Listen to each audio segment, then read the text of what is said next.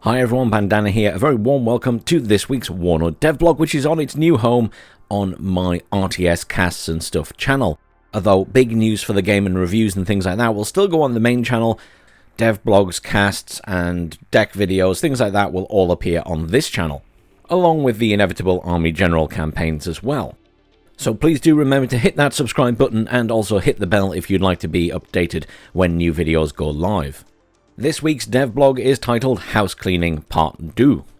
Yes, once again the French ignoring the last letter of their words.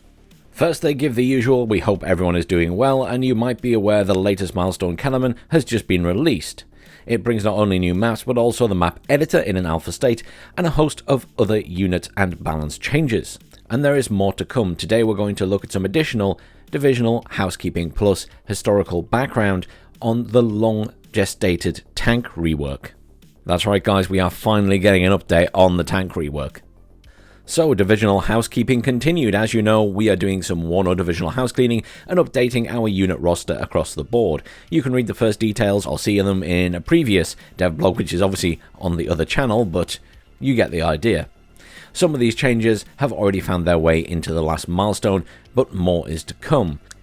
Today we'll look at the upcoming updates to the 82nd Airborne, currently still in its old shape but soon to be graced by a new look and 2 new units, and the US 3rd Armoured, as well as also the East German KDA. For you eager beavers out there, please keep in mind that each division will be addressed, so if XX Divisions has been updated and its counterpart YY on the other side hasn't, rest assured with a bit of patience it will be.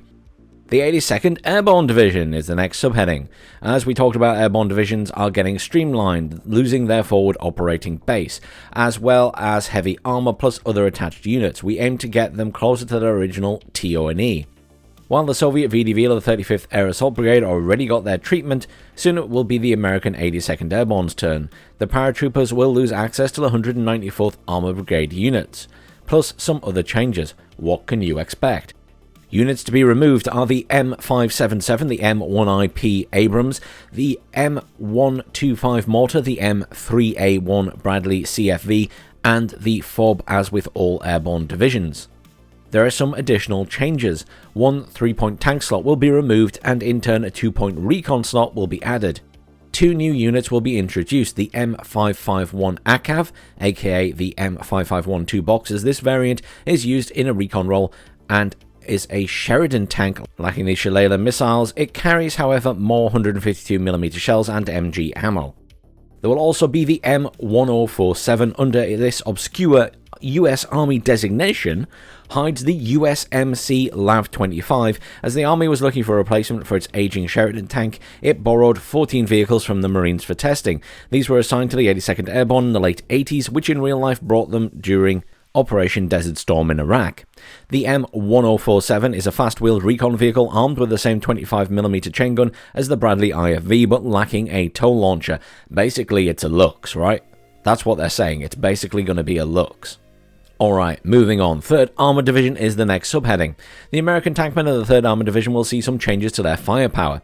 In this case, we found the division too strong in the wrong areas. For the 3rd Armoured, this wasn't the tanks, but rather the air power. Its lethal combo of planes and helicopters making it a bit too powerful on the battlefield. That's why we refocused this division with the following changes.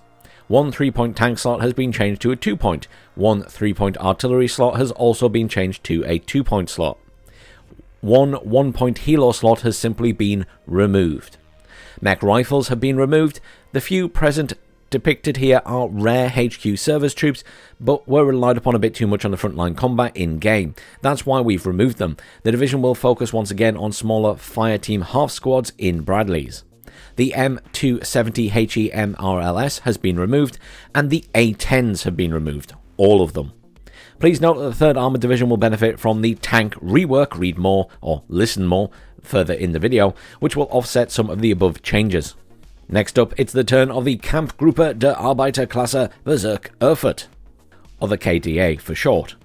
The workers' soldiers of the East German KDA, unlike other reworks affecting the 2 airborne divisions, the KDA's turn in the workshop wasn't because the division was too powerful, instead it lacked specific flavour, overlapping and being overshadowed by the very similar Warsaw Pact Berliner Gruppierung.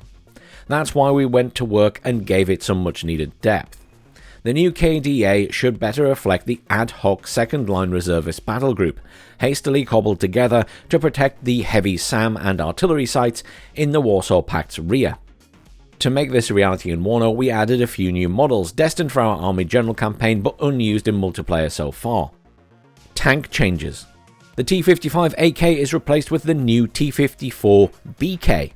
2 cards of T-55A are replaced by 1 card of the new T-54B, 1 card of the KPZ PT-76 has been removed, 1 card of the T-62MK has been added, and 1 card of the T-62MV has been added, and 1 3-point tank slot has been changed into a 2-point tank slot. The idea behind these armor changes is that the division has a wide choice of tanks, but no card can be taken twice. You'll be forced to use several tank types. Note that the tank rework will also have an effect in this case. Again, we'll talk about that shortly. As for the T-62, these older generation tanks will end up in this division and this formation only. That's why they will be removed from other divisions, such as the Soviet 39th Guards. Most Soviet tanks or motorized rifle divisions in East Germany kept a handful of T-62 on duty after transitioning to the T-80, but these were kept in the barracks for training purposes only. Not intended to be used in wartime. However, in case of an enemy breakthrough or an airborne drop deep in the rear, these worn-out school tanks would be called upon to fight. Over on the infantry side, all Spetsnaz have been removed, all Vopos have been removed, 1 card of new Reservisten SMG have been added, 1 card of new Zagrodotrad, I may be pronouncing that wrong, have been added. These are heavy Soviet combat military police mirroring the squads from the US 24th Infantry Division. The name stands for blocking troops, those infamous units tasked with keeping soldiers on the front line by any means necessary. There have also been 2 cards of Sicherungs added, now equipped with anti-tank weapons. That's a big upgrade for them. Over on the miscellaneous side, 2 cards of new KDA Aufklärer have been added, 1 3-point recoil slot removed, 1 card of the ZU-23-2AA was replaced with 1 new ZPU-4 quad heavy machine gun, and 1 card of new GRWFR M43 82mm mortars have been added. Both cards of the RM70 have been replaced by the new BM24 240mm MLRS.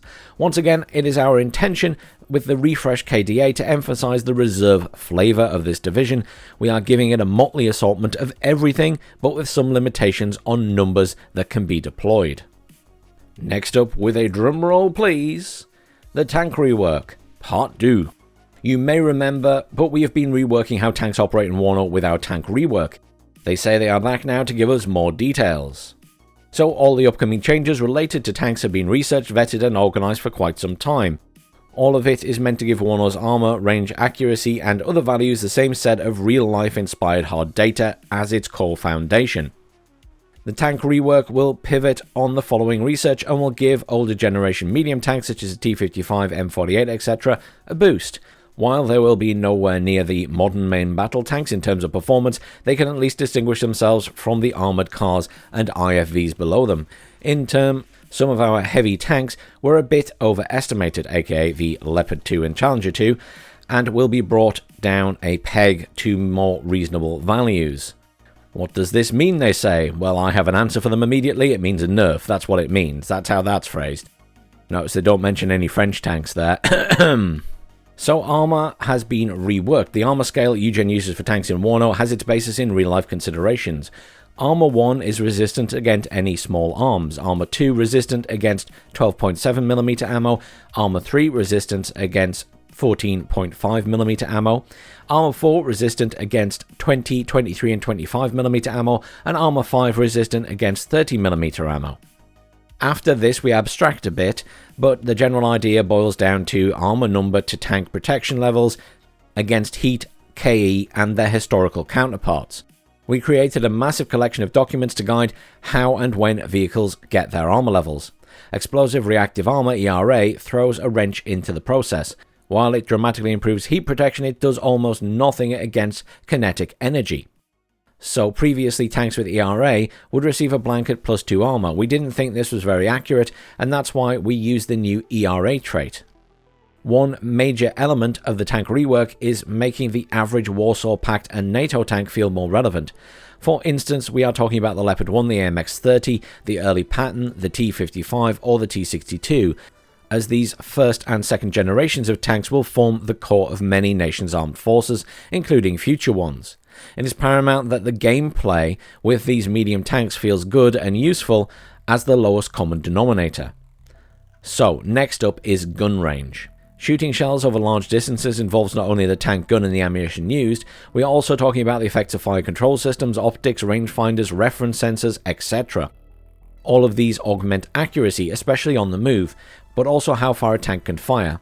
We settled on gun effective range, which is the range a tank can engage a target with all types of ammo available and expect a good effect. In real life, this lies around the 2 kilometers mark, give or take. This is why we chose 1,925 meters as the baseline gun effective range. This range can be modified by 2 elements: laser rangefinders allowing for quick accurate measurement, and automatic fire control computers. These 2 technologies came into fruition during the Cold War, resulting in more advanced sensor input and improved tank accuracy. The above, in WARNO's case, directly impacts the range of a tank gun. A baseline tank range is 1,925 meters.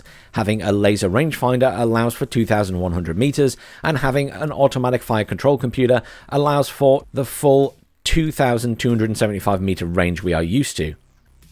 Accuracy has already been touched upon, but there was a host of other tech and equipment that could influence accuracy of a tank gun.